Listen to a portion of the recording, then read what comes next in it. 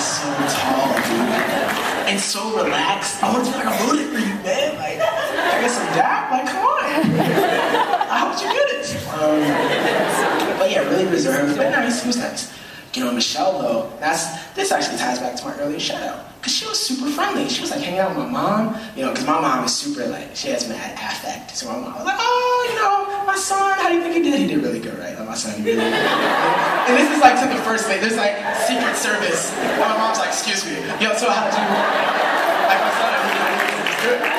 It's really good, right? Killed me with the everything, you know. I bought that suit, you know, that he has on.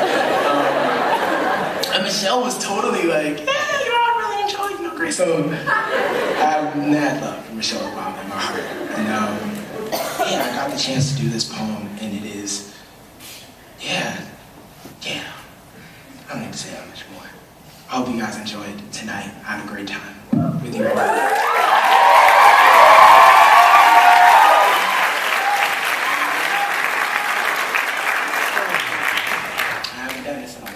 So stick with me. Okay. Try. Okay. Let's do it. Oh. Sorry. Let's do more stretches. That's how awkward people stretch.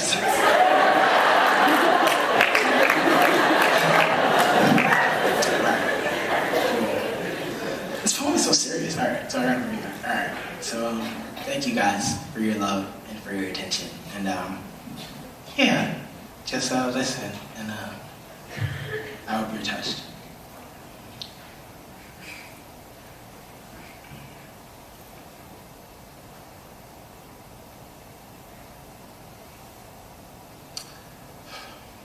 Tamara has never listened to hip-hop, never danced to the rhythm of raindrops or fallen asleep to a chorus of chirping crickets. All she knows is silence. A lonely Long Island apartment is quiet as a premature infant dying before it takes its first breath. She has been deaf for as long as I have been alive.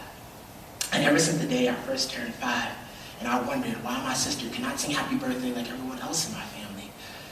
I wondered why things had to be this way. My father said, Joshua, nothing is wrong with Tamara.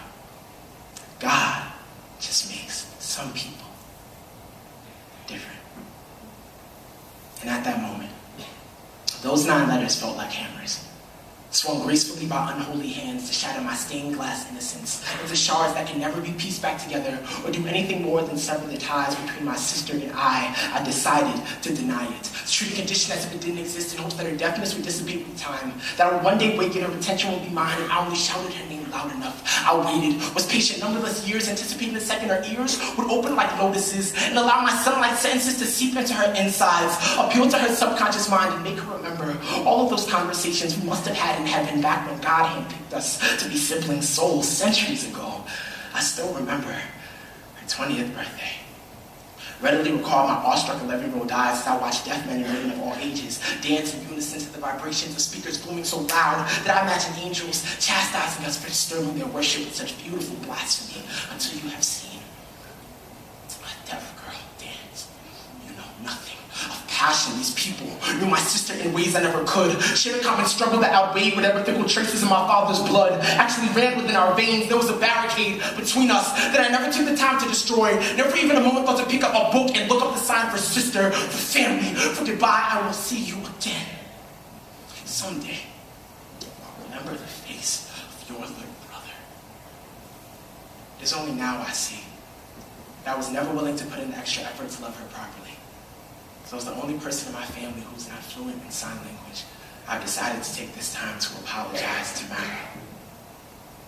I am sorry for my silence, for the blank stare in my eyes when you and Dad would make jokes that cause volcanic laughter to erupt from your insides and burn the covering off the foolish pride that's allowed me to pass you notes for all these years, instead of simply coping with the fact that you cannot hear and loving you for the way you were made. True love knows no frequency, and so I'll use these hands to speak volumes that can never be contained within the boundaries of sound waves. I will shout at the top of my fingertips until digits dance and relay these mental messages directly to your soul. I know that there is no poem that can make up for all the time you lost, so please, if you can, just listen as I play you a symphony on the strings of my heart, made for no other ears on this earth but yours.